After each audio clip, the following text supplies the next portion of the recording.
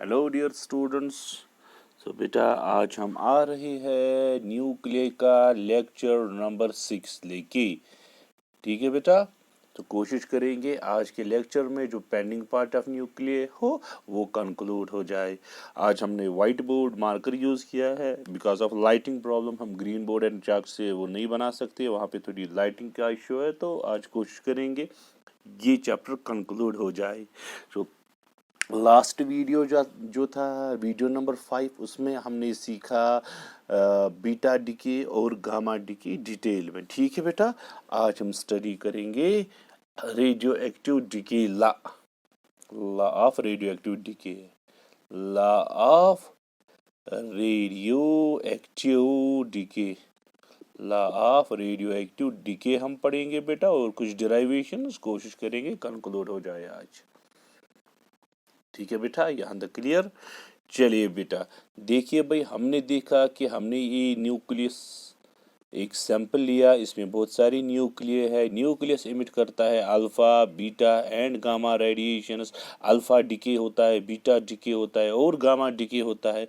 ये जो प्रोसेस है जिसमें एक न्यूक्लियर अल्फा पार्टिकल इमिट करता है, बीटा पार्टिकल इमिट करता है, गामा रेडिएशन इमिट करता है, हम कहते हैं this nuclear undergoes decay undergo करता है और लगाता है। अल्फा रेडिएशन लगाएगा, बीटा लगाएगा या गामा रेडिएशन लगाएगा। इस प्रोसेस ऑफ इमिशन को क्या बोलते हैं बेटा? डिके।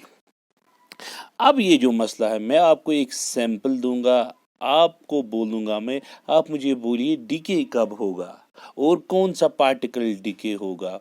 ये सारा जो है बेटा ये प्रोबेबिलिस्टिक अप्रोच है। हम कभी नहीं बोल सकते कि ये जो है ये वाला न्यूक्लियर इस टाइम डिके होगा। सो न्यूक्लियर जो है it can undergo decay any time from t=0 to t=infinity तक। किसी न्यूक्लियर को 1000 साल भी लग सकते हैं डिके होने में, किसी को 1 मिनट भी लग सकता है, किसी को 12 सेकंड्स लगेंगे, किसी को 50 साल लगेंगे। So nuclear can undergo decay at any time from t=0 to t=infinity। और ये जो है रेडियो एक्टिव डिके, ये एक रैंडम प्रोसेस है। सो हम पॉइंट्स में लिखेंगे बेटा। Point number 1, radio active decay जो है बेटा, क्या रेडियो एक्टिव डिके जो है that is a random process.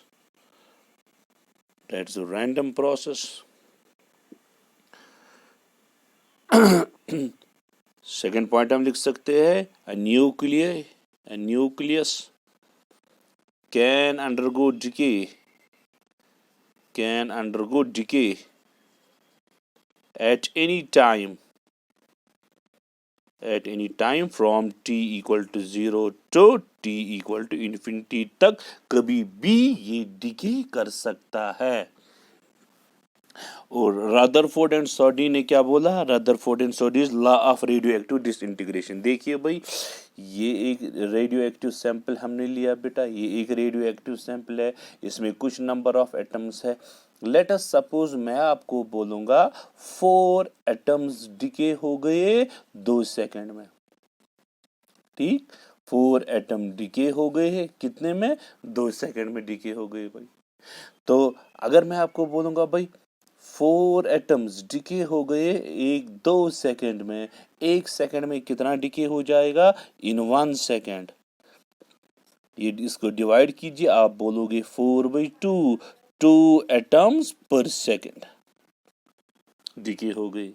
इसी तरह आप समझिए ये एक सैंपल है, इसमें डेल्टा n एटम्स डिके होते हैं डेल्टा t टाइम में। मैं आपको बोलूंगा बोलिए भाई रेट ऑफ डिके, आप बोलोगे अरे rate of decay delta N, तो डेल्टा टी टाइम में डिके हो गई। रेट ऑफ डिके जो है बेटा delta N by delta T, इसको क्या बोलते हैं बेटा? Rate of decay. रेशियो ढूंढना है कितनी डिके हो गई किस टाइम में, हमें नंबर ऑफ एटम्स डिकेइंग पर सेकंड निकलेगा। माइनस लिख सकते हैं हम, क्यों माइनस लिखेंगे बेटा? नंबर ऑफ एटम जो है वो कम हो रहे, पहले ज्यादा थे, डिके हो गए, अब कम रह गए। This is called. सो अगर dn एटम्स डिके हो गए dt टाइम में, बोलिए भाई रेट ऑफ डिके किसके बराबर है? -dn/dt। This is called rate of decay. Rutherford and Soddy ने क्या देखा, इन्होंने एक स्टैटिस्टिकल लॉ देखा भाई, statistical on the base of statistics इन्होंने एक लॉ निकाला। इन्होंने क्या देखा, इन्होंने देखा ये एक सैंपल है बेटा, ये सैंपल है, अगर इस सैंपल में n है, what is n, number of atoms present in sample, present in sample. तो इन्होंने क्या बोला, रदरफोर्ड एंड सॉडी ने इन्होंने क्या बोला, इन्होंने बोला कि ये जो रेट ऑफ डिके है, क्या बोला इन्होंने बेटा, rate of decay, rate of decay is directly proportional to, is directly proportional, is directly proportional to number of nuclei present in sample, present in sample। ठीक है, कितने, फॉर एग्जाम्पल एन लिए आपने, बोलिए भाई रेट ऑफ डिके किसके बराबर है, इसने बोला रेट ऑफ डिके जो है बेटा दैट इज प्रोपोर्शनल टू, किसके प्रोपोर्शनल टू है, number of atoms present in sample. ठीक है, rate of decay minus D N by D T, क्यों, नंबर ऑफ एटम्स जो है न्यूक्लियस जो है कम हो रहे हैं, that is proportional to number of atoms present in sample. बोलिए भाई प्रेजेंट सैंपल में कितने प्रेजेंट है, एन, ये निकला भाई। इस लॉ को क्या बोलते हैं, law of radioactive decay या law of radioactive disintegration. इस लॉ को हम बोलते हैं law of radioactive disintegration.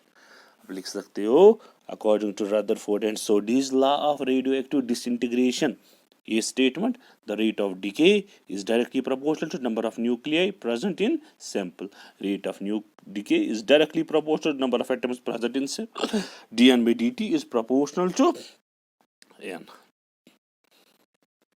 ठीक है बेटा, इस लॉ को क्या बोलते हैं, लॉ ऑफ रेडियोएक्टिव डिसइंटीग्रेशन। अगर यही लॉ आपने एग्जैक्टली पढ़ा है, यही लॉ आपने एग्जैक्टली पढ़ा है कहाँ पे, केमिकल काइनेटिक्स में, फर्स्ट ऑर्डर काइनेटिक्स में, the rate of reaction is directly proportional to concentration, यही तो वो है। चलो अगर प्रोपोर्शनलिटी हटाएंगे वहां से क्या आएगा बेटा, वहां से आएगा कांस्टेंट ऑफ प्रोपोर्शनलिटी जिसका नाम है डिसइंटीग्रेशन कांस्टेंट और डिके कांस्टेंट। आप इस तरह लिख सकते हो, D N by D T is minus D N by D T is equal to lambda times N, proportionality lambda, lambda का नाम डिके कांस्टेंट बेटा, लैम्डा जो है इसका नाम क्या, इसका नाम है डिके कांस्टेंट या डिसइंटीग्रेशन कांस्टेंट। ठीक है, ये डिफरेंट एलिमेंट्स पे उन पे डिपेंड करता है, हर किसी एलिमेंट का अपना अपना लैम्डा होगा, हर किसी न्यूक्लियर का अपना अपना लैम्डा होगा। यहाँ तक क्लियर है बेटा। चलिए भाई, अब क्या निकला आपको, law of radioactive disintegration minus D N by D T, आपको निकला लैम्डा टाइम्स एन के बराबर, ये minus D N by D T equal to lambda times N. Cross multiply कीजिए, आपको निकलेगा D N by N is equal to minus lambda times D T, N नीचे आया, ये क्रॉस मल्टीप्लाई हुआ। ठीक है बेटा, इंटीग्रेशन लगा सकते हैं, लगाइए integration, D N by N आपको मिलेगा integration minus lambda times D T. अब इंटीग्रेशन के लिमिट्स लगाना है, अगर time equal to 0, initially start में हम लेंगे नंबर ऑफ न्यूक्लियर जो है वो लेंगे एन नॉट के बराबर, N naught is the initial number of nuclear at T equal to 0।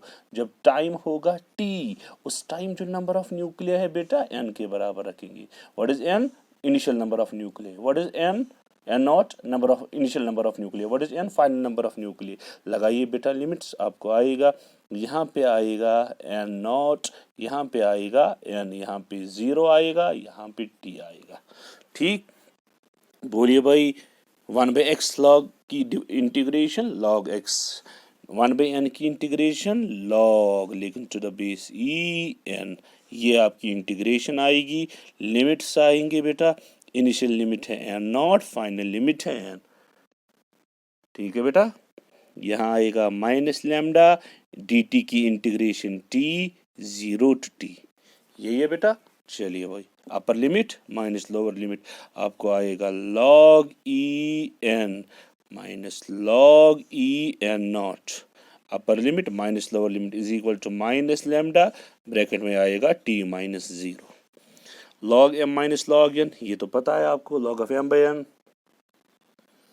ठीक, या माइनस यहाँ ट्रांसफर कीजिए वैसे भी आएगा, चलो ऐसे ही रखो कोई बात नहीं, आपको आएगा log to the base e n by n naught is equal to minus lambda T, ठीक, log को अगर यहाँ ट्रांसफर करेंगे वहाँ क्या बन जाएगा, anti log n by n naught is equal to e raise power minus lambda T, इसको यहाँ ट्रांसफर कीजिए, ये आपको आएगा, क्रॉस मल्टीप्लाई कीजिए भाई, क्रॉस मल्टीप्लाई कीजिए, क्रॉस मल्टीप्लाई हो जाएगा, आपको आएगा n is equal to n naught e minus lambda times T,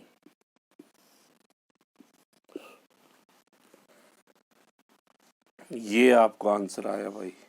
what is n, number of nuclear present in sample या लेफ्ट इन सैंपल, सैंपल जो लिया था आपने इसमें n प्रेजेंट थे, finally number of nuclear present or left in sample undecayed.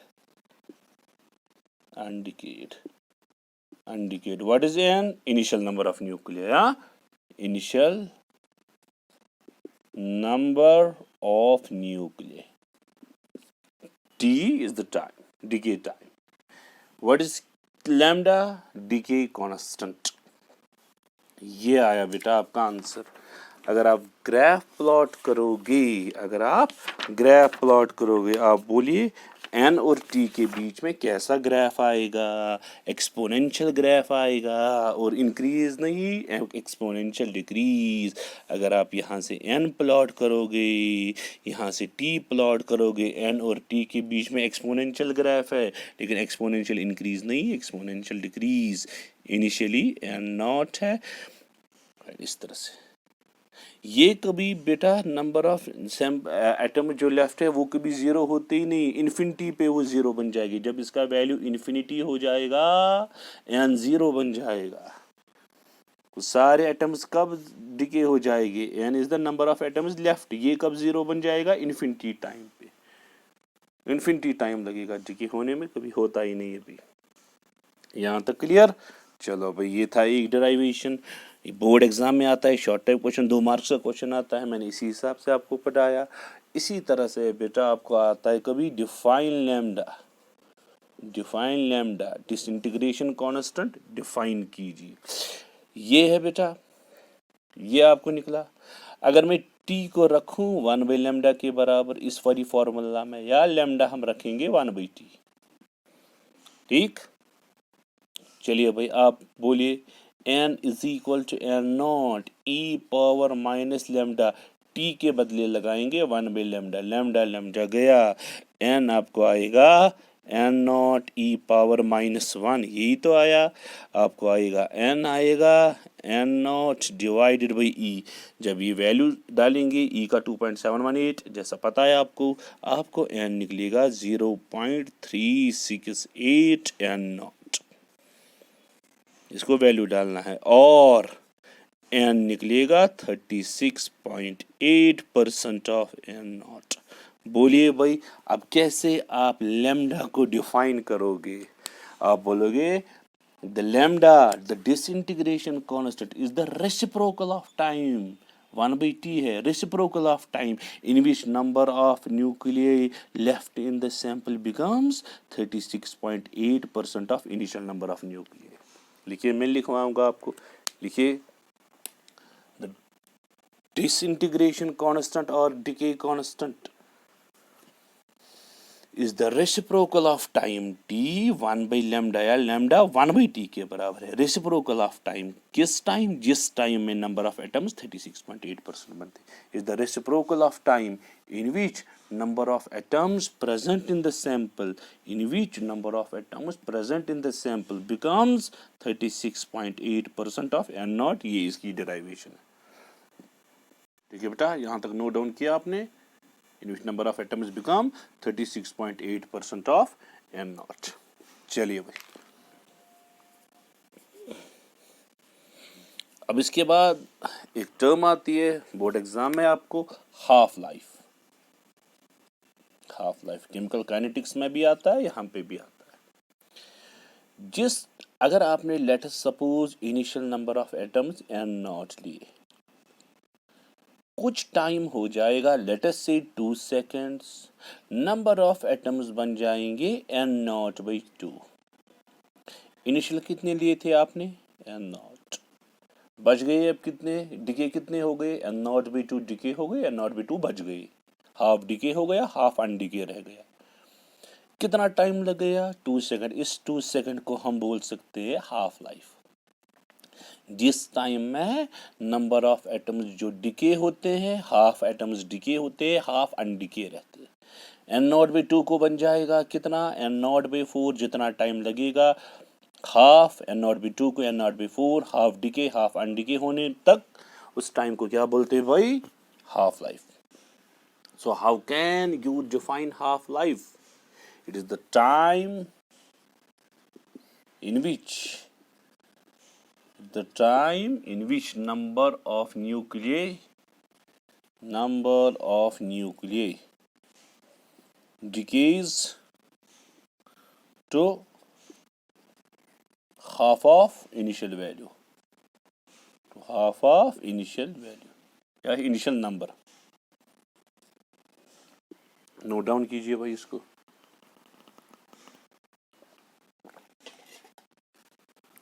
Initially आपने कितने t इक्वल टू 0 पे कितने एटम्स लिए थे? N। आपने N नॉट के बराबर लिया था। जब टाइम होगा हाफ लाइफ के बराबर, उस टाइम कितने बचे होंगे बेटा? N नॉट बाई 2, हाफ तो डिके हो गए, हाफ बच गए। चलिए भाई, बोलिए फॉर्मूला क्या है? N is equal to N naught E power minus lambda T, ये तो था फॉर्मूला। N के बदले क्या लगाओगे आप? N naught by 2। Initial number तो N नॉट थे, ई पावर माइनस लेमडा N, तो आपने N नॉट बाई 2 लिखा, लेकिन N नॉट बाई 2 कब है? हाफ लाइफ के बराबर, टी हाफ लिखेंगे। N नॉट गया, आपको 2 पावर माइनस 1 आएगा, equal to E power minus lambda T half. ये आया, लगाइए लॉग बोथ साइड्स, आपको आएगा log E 2 power minus 1 is equal to log E power minus lambda T half.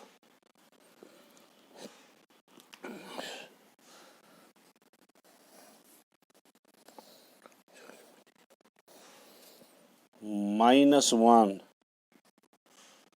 log to the base e2 is equal to minus lambda t half log e to the base e। ये किसके बराबर? 1 के बराबर है, e to the base e। ये minus और minus गया, आपको आएगा log e lambda T half, क्योंकि ये 1 के बराबर है भाई। बोलिए भाई, टी हाफ किसके बराबर निकला आपको? log 2 to the base e 0.693 के बराबर है, डिवाइडेड बाय लैम्डा। ये आपको आंसर मिला भाई। इवन केमिकल काइनेटिक्स में भी आप ये पढ़ते हो, टी हाफ होता है 0.693 डिवाइडेड बाई के वहाँ पे होता है रेट कांस्टेंट, यहाँ पे डीके कांस्टेंट है। ये आपको आंसर मिला। ठीक है बेटा, यहाँ तक क्लियर? चलिए बेटा आगे। इसके बाद एक डेफिनेशन है, सिंपल डेफिनेशन है कि एक्टिविटी किसको बोलते हैं? Activity of radioactive sample जो है वो किसको बोलते हैं? नोट डाउन कीजिए, activity of radioactive sample. पहले आप मीन लाइफ कैलकुलेट कीजिए, उसके बाद एक्टिविटी की तरफ आएंगे। मीन और average life of radioactive sample. Numerous atoms है एक सैंपल में, एक को डिके होने में टाइम T1 लगता है, दूसरे को डिके होने में टाइम T2, तीसरे को डिके होने में टाइम T3। ये जो एवरेज लाइफ है सबका एवरेज निकालना है, डिवाइडेड बाय n। ये तो है सारी जो लाइव्स है, सारे एटम्स की जो सारे न्यूक्लियर की लाइव्स है। न्यूक्लियर नंबर 1 की लाइफ थी T1, न्यूक्लियर नंबर 2 की लाइफ थी T2, न्यूक्लियर नंबर 3 की लाइफ थी T3। जो एवरेज लाइफ है इनकी T1 T2 T3 dot dot dot divide by n, this is called as average life of a radioactive sample. ठीक है, हम ये दिखा सकते हैं बेटा एवरेज। आप पहले लिखिए डेफिनेशन average life की, it is the average of lives of all the atoms in a sample. It is the average of all the lives, it is the average of all the lives of all the atoms present in sample। हम ये prove कर सकते हैं जो average life है that is equal to 1 by lambda. अब लिख सकते हो आगे जाके, it can be shown that average life tau से रिप्रेजेंट करते हैं is equal to reciprocal of decay constant, is equal to reciprocal of decay constant। मैं आपको बोलूँगा what is the relationship between mean life and average life, mean life and half life, क्या relation find कर सकते हो? Yes, आप मुझे बोलिए इस रिलेशन के हिसाब से जो आपने ऊपर की लैम्डा किसके बराबर आएगा 0.693 डिवाइडेड बाई टी हाफ के बराबर आया, क्रॉस मल्टीप्लाई करके ये जो ऊपर वाली रिलेशन थी। इस हिसाब से आप देखिए भाई एवरेज लाइफ किसके बराबर आया। टाउ जो है ये आपको आया 1 बाई लेमडा, लेमडा किसके बराबर है 0.693 divided by T half, T half ऊपर गया। टाउ जो आएगा बेटा ये आपको आएगा T half divided by 0.693, 1 by 0.693 1.44 होता है, तो टाउ है बेटा that is equal to 1.44 times T half. So average life is greater than half life, half life से ज़्यादा है average life 1.44 times T half. कभी बोर्ड एग्जाम में क्वेश्चन आता है what is relation between half life and average life, ये relation है बेटा। ठीक, यहाँ तक क्लियर हो? डाउन कीजिए। और एक छोटा सा एक डेफिनेशन आती है आपको बेटा, व्हाट इज एक्टिविटी। आप लिखिए बेटा activity of sample, activity of radioactive material, activity of radioactive material, activity of radioactive sample। ये जो रेट ऑफ डिके है बेटा, रेट ऑफ डिके जो -dN/dt है, इसी को हम एक्टिविटी ए बोलते हैं। So what is activity is nothing, it is just the rate of decay। ये तो आपने ऑलरेडी पढ़ा बेटा, आपने ये पढ़ा -dN/dt जो है that is equal to lambda times n, Rutherford and Soddy's law. ये जो dN/dt है इसका नाम क्या है एक्टिविटी ए। सो ए आप लिख सकते हो लैम्डा n ये बराबर बी। ठीक, ये नोट डाउन कीजिए। एक रिलेशन हमें निकली n is equal to n naught E power minus lambda T. ठीक है बेटा, लेमडा से दोनों तरफ मल्टीप्लाई करेंगे, lambda times n, lambda times n naught E power minus lambda T. देखिए लेमडा n किसके बराबर, लेमडा n तो ए के बराबर है, लेमडा n नॉट किसके बराबर होगा इनिशियल एक्टिविटी ई पावर माइनस लेमडा टी। ये आपको दूसरी रिलेशन मिली एक्टिविटी की।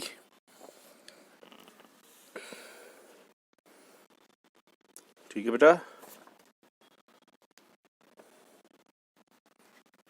is equal to a naught e power lambda t, where a naught is the initial activity at t equal to 0। what is a final activity at t equal to t। ठीक है बेटा, ये कुछ basic terms थे जो हमें रहता था लास्ट क्लास में, जो हमें बचा था बेटा। इसी के साथ ही चैप्टर कंक्लूड हो गया। थोड़ा सा हमें छोटी दो डेफिनेशंस बचती है जिसमें nuclear fission and nuclear fusion आता है। Nuclear fission and nuclear fusion, एक एक मार्क्स का क्वेश्चन है, मैं दिखाऊंगा आपको। चलिए भाई, न्यूक्लियर फिशन की तरह हम आएंगे डिटेल में, देखेंगे क्या होता है न्यूक्लियर फिशन में। आप याद कीजिए वो करो, एवरेज बाइंडिंग एनर्जी करो। जो न्यूक्लियर लाइट न्यूक्लियर थे वो भी अनस्टेबल, जो न्यूक्लियर हेवी न्यूक्लियर थे वो भी अनस्टेबल। चलिए, लाइटर न्यूक्लियर भी अनस्टेबल, हेवियर न्यूक्लियर भी अनस्टेबल थे।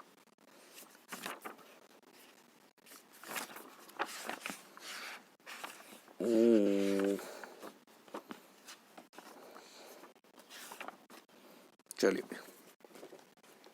अब होता क्या है न्यूक्लियर फिशन में। जो एक अनस्टेबल न्यूक्लियर है, अनस्टेबल न्यूक्लियर, ये ब्रेक होता है into two nuclear of nearly same mass,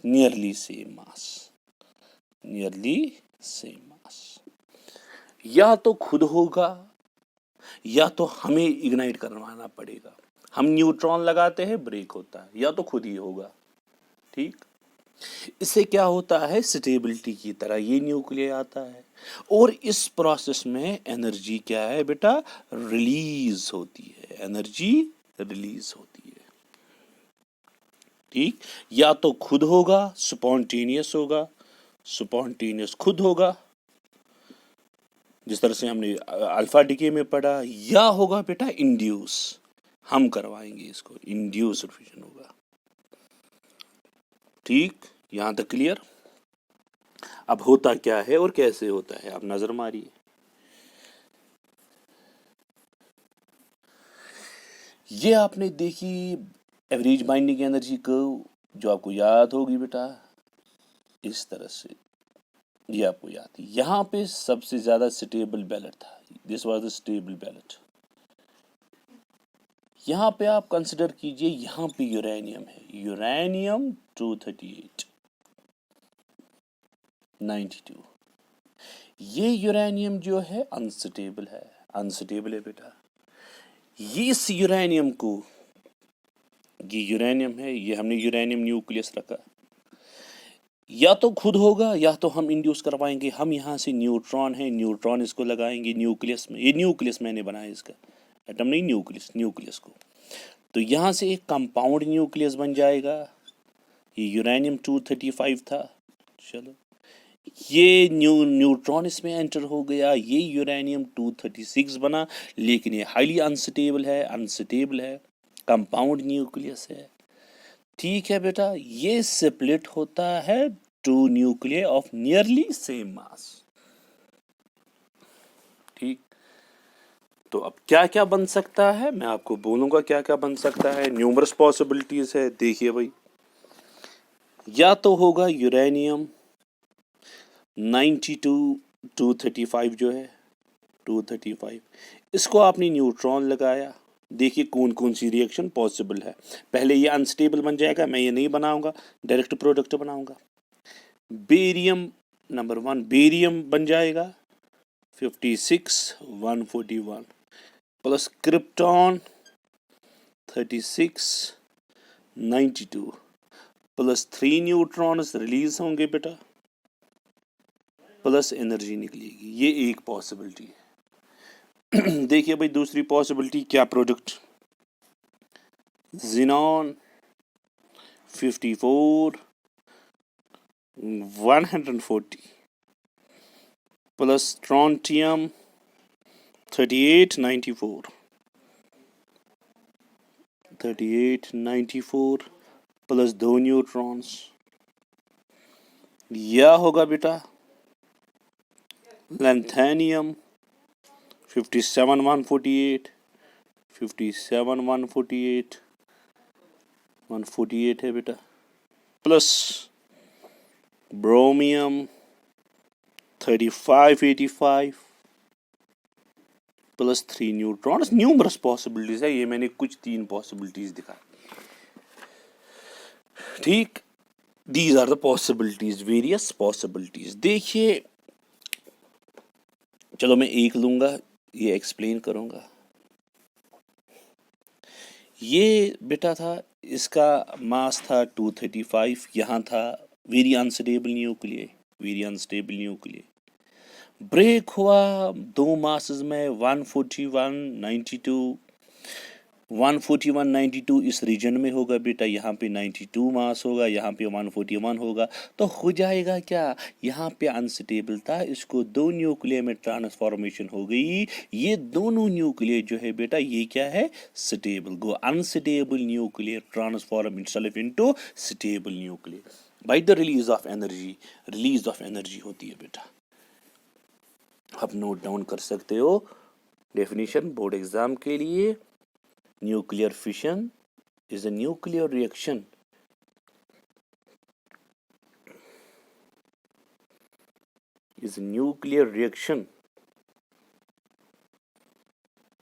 in which heavy nucleus splits into two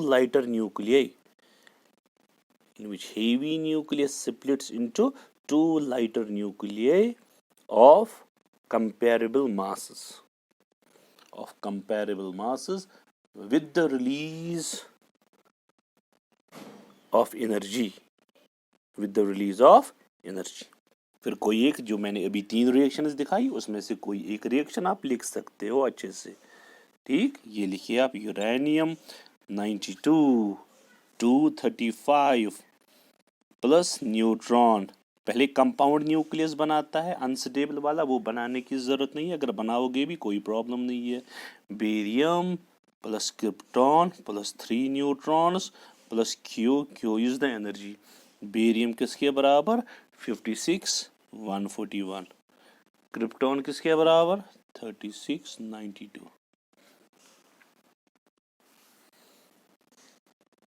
ठीक है बेटा, इवन 2 से ज़्यादा न्यूक्लियस भी निकल सकते हैं, लेकिन मेजॉरिटी में 2 न्यूक्लियस, कभी 3 में भी स्प्लिट हो सकता है, यूजुअली हम 2 स्प्लिट कर सकते हैं।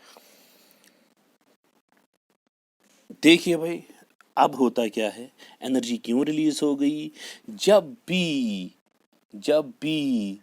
बाइंड कोई एलिमेंट ए ट्रांसफॉर्म हो जाएगा बी में, अगर ए की binding energy per nucleon let us say 5, B की binding energy 7, binding energy per nucleon, कम बाइंडिंग एनर्जी ट्रांसफॉर्म हो रही है ज़्यादा बाइंडिंग एनर्जी में, तो 2 मिलियन इलेक्ट्रॉन वोल्ट जो है वो रिलीज होगी।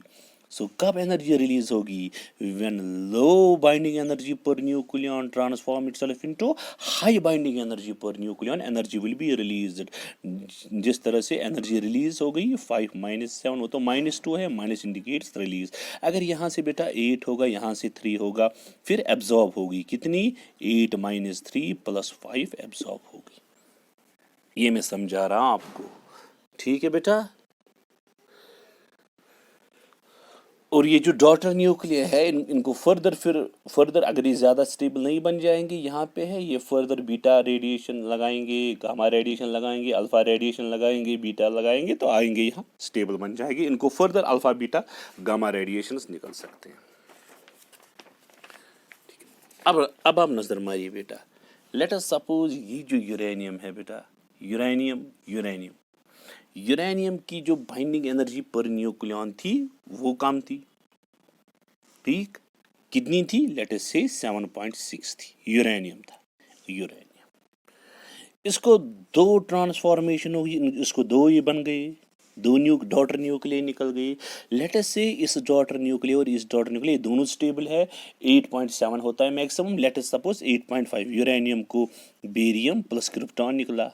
लेट अस से बेरियम की बाइंडिंग एनर्जी पर न्यूक्लियन कितनी, 8.5, लेट अस सपोज इसकी भी 8.5। आप मुझे बेटा बोलो कितनी एनर्जी रिलीज हो गई, बाइंडिंग एनर्जी पर न्यूक्लियन, बोलिए भाई, यहाँ से कितनी, 8.5 8.5 16 17, यहाँ से कितनी 7.6, बोलिए भाई एनर्जी रिलीज्ड कितनी है, एनर्जी रिलीज्ड कितनी हो गई बेटा, 17 - 7.6। लेकिन ये एक बाइंडिंग एनर्जी नहीं है, पर न्यूक्लियन की है, ये बाइंडिंग एनर्जी पर न्यूक्लियन की है। ये मैं सपोज कर रहा हूँ। 17 माइनस 7.6 कितना? 9.4। 9.4 मिलियन इलेक्ट्रॉन वोल्ट, लेकिन पर न्यूक्लियन की, पर न्यूक्लियन की। ये आप समझे इस बात को? इतनी एनर्जी रिलीज हो गई। अगर 50 न्यूक्लियन हो गए, मल्टीप्लाई 50 करेंगे, टोटल एनर्जी निकलेगी। अब आप समझिए भाई होता क्या है। भाई होता क्या है, फुल कंसंट्रेशन रखिए, फुल कंसंट्रेशन, आराम से आपको समझ आएगा।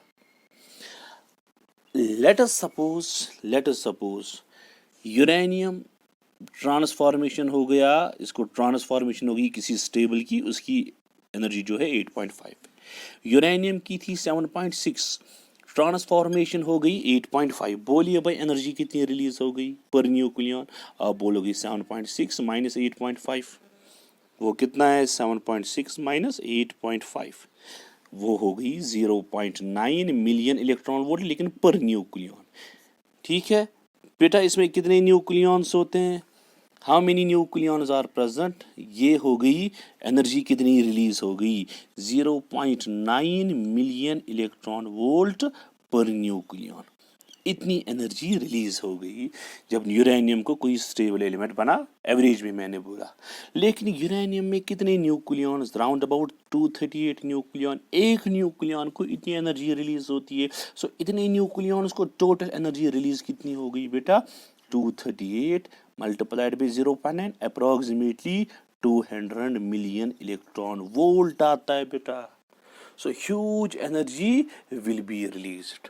नेक्स्ट पॉइंट लिखिए, the energy released in a fission of uranium 235.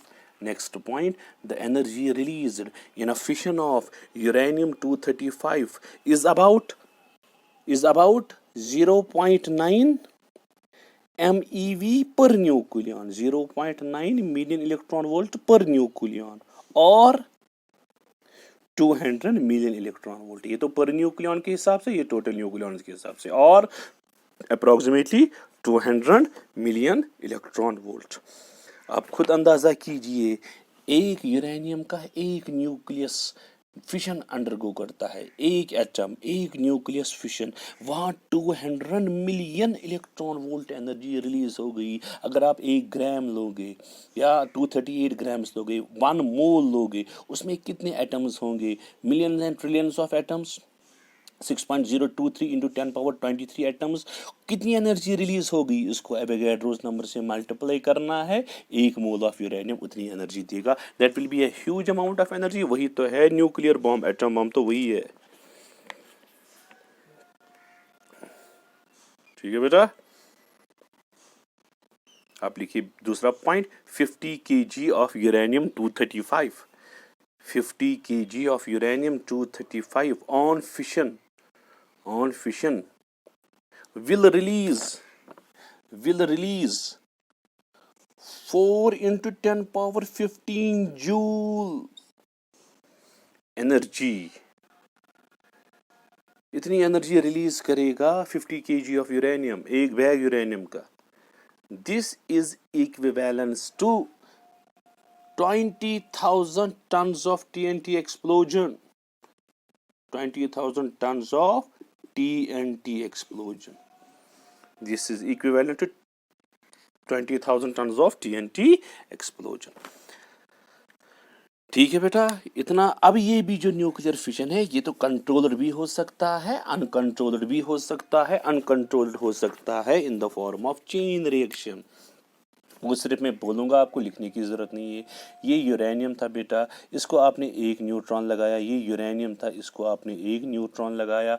वहाँ से बेरियम निकला प्लस क्रिप्टॉन निकला। ठीक, बेरियम भी निकला, क्रिप्टॉन भी निकला, प्लस 3 न्यूट्रॉन्स निकल गए, 1 2 और 3 न्यूट्रॉन्स। देखिए, आपने सैंपल लिया, सैंपल में तो एक ही एटम ऑफ यूरेनियम नहीं है, न्यूमरस एटम्स ऑफ यूरेनियम है। एक यूरेनियम ने 3 न्यूट्रॉन लगाए, तो ये 3 न्यूट्रॉन 3 न्यूक्लियर के साथ मिल जाएंगे। यहाँ दूसरा एटम होगा, न्यूमरस एटम्स है यूरेनियम के, ये इसके साथ मिल जाएगा बेटा, इस तरह। ये यूरेनियम है, ये दूसरे यूरेनियम के साथ, ये दूसरे यूरेनियम के साथ इस तरह से मिल जाएंगे बेटा। इसको भी फिशन होगा, इसको भी निकलेगा, बेरियम निकलेगा, क्रिप्टॉन निकलेगा। ठीक, इसी तरह से यहाँ भी बेरियम निकलेगा, क्रिप्टॉन निकलेगा, इसी तरह से बेरियम निकलेगा, क्रिप्टॉन निकलेगा, प्लस एनर्जी भी रिलीज होगी। और यहाँ एनर्जी भी रिलीज होती है। हाँ, क्यों? एनर्जी कितनी 200 मिलियन इलेक्ट्रॉन वोल्ट्स की एनर्जी रिलीज हो गई। ठीक, लेकिन यहाँ से जो यूरेनियम निकले बेटा, इस यूरेनियम के 3 और न्यूट्रॉन्स निकले, इस यूरेनियम के 3 और न्यूट्रॉन्स, इस यूरेनियम के 3 और न्यूट्रॉन्स, ये 3 न्यूट्रॉन्स और 3 यूरेनियम के साथ मिल जाएंगे, और यूरेनियम के साथ मिल जाएंगे, और जो यहाँ पे होगी, यहाँ पे भी एनर्जी रिलीज, यहाँ पे भी एनर्जी रिलीज, लेकिन मल्टीप्लाई। पहले तो एक ही यूरेनियम की एनर्जी निकली, फिर इन 3 यूरेनियम्स की एनर्जी निकली, इन 3 को 27, इसको ज्योमेट्रिक प्रोग्रेशन के हिसाब से एनर्जी निकलेगी। So that will release a tremendous amount of energy in the form of chain reaction. और एनर्जी जो है यहाँ पे मल्टीप्लाई होगी, इंक्रीज होगी in the form of geometric progression. सारी एनर्जीज को ऐड करके टोटल एनर्जी निकली। यहाँ पे कितनी निकली बेटा? यहाँ पे निकली 200।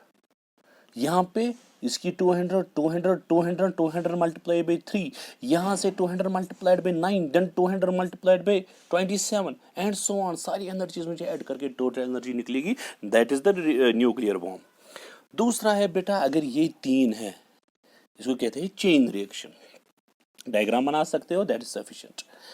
3 है, अरे भाई इसको रोकेंगे, इसको रोकेंगे, एक ही को एलो करेंगे, एक ही यूरेनियम के साथ मिल जाएगा, वहाँ से फिर से 3 न्यूट्रॉन निकलेंगे, एक न्यूट्रॉन, 2 न्यूट्रॉन, 2 को रोकेंगे, एक, इसको कहते हैं controlled chain reaction. Controlled chain reaction. Controlled chain reaction कहाँ होता है बेटा? न्यूक्लियर रिएक्टर में। न्यूक्लियर रिएक्टर में हम कंट्रोल्ड करवाते हैं। न्यूक्लियर बॉम्ब जो होता है दैट इज अनकंट्रोल्ड रिएक्शन। ठीक है बेटा, अब लिख सकते हो chain reaction. Chain reaction board exam के लिए, in nuclear fission 3 neutrons are produced. In nuclear fission, 3 neutrons are produced along with release of large energy. Along with release of large energy. Full stop. Under favorable conditions, these neutrons can cause further fission of other nuclei. These neutrons can cause further fission of other nuclei, producing large number of neutrons. Thus, a chain of nuclear fissions is established. Thus, a chain of nuclear fissions is established, which continues till whole of uranium is consumed. जब तक सारा uranium consume ना होगा, ये reaction चलती जाएगी, till whole of the uranium is consumed. Full stop. In chain reaction, the number of nuclei undergoing fission, increases very fast. So the energy produced takes a tremendous magnitude very soon. So the energy produced takes tremendous magnitude very soon. ठीक है बेटा। अब last topic nuclear fusion. चलो भाई, nuclear fusion.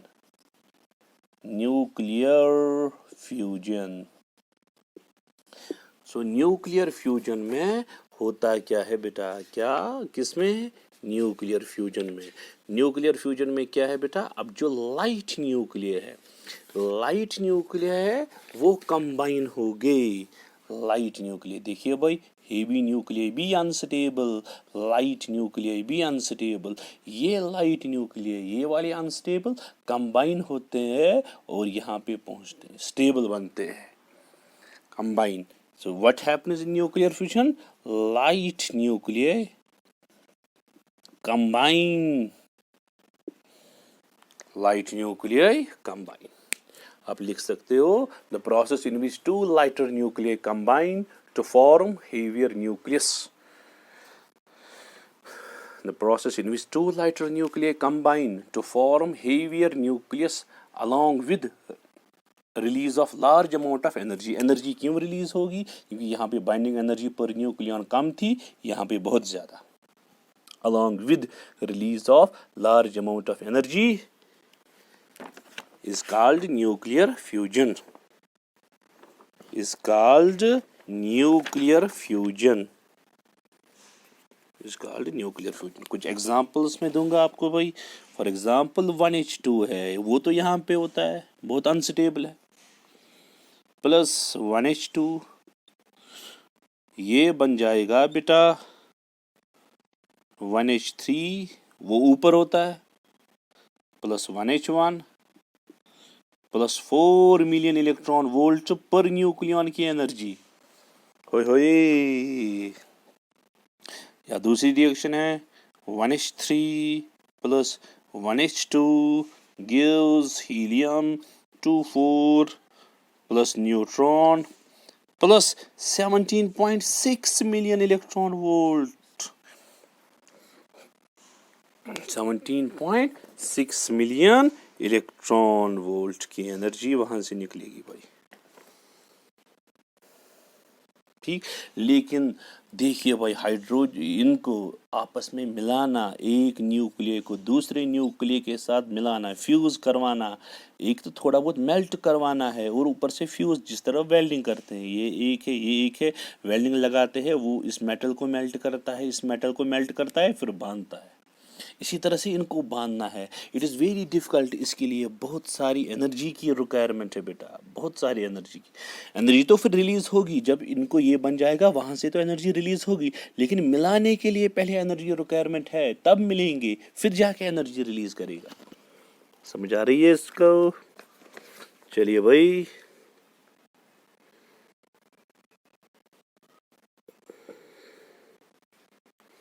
चलिए भाई, अब इसके लिए हाई नोट डाउन किया आपने, हाई टेम्परेचर की रिक्वायरमेंट है। कितनी रिक्वायरमेंट है? At least 10⁻⁷ kelvin. Very high energy requirement है। लेकिन वहाँ से जो एनर्जी निकलेगी, वहाँ से जो एनर्जी निकलेगी वो 17.6 मिलियन इलेक्ट्रॉन वोल्ट की है या 4 मिलियन इलेक्ट्रॉन वोल्ट की है। It is much more greater than the energy produced in fission. Fission में पर न्यूक्लियन की एनर्जी थी 0.8 या 0.9, यहाँ पे 17.6 million electron volt. So this means energy released in fusion is much more greater than the energy released in fission. Note down कीजिए, दूसरा point आप note down कीजिए भाई। To combine the two nuclei, to combine the या to bring one nucleus close to other nucleus, to bring one nucleus close to another nucleus, work is to be done, work is to be done against electrostatic force of repulsion, against electrostatic force of repulsion।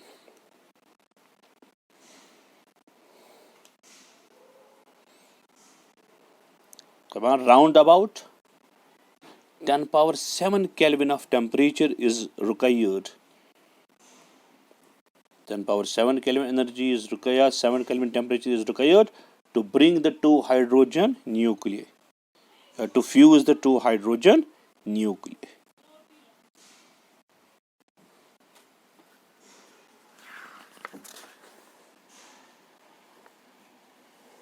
ठीक है बेटा, यहाँ तक clear. And high pressure is also required।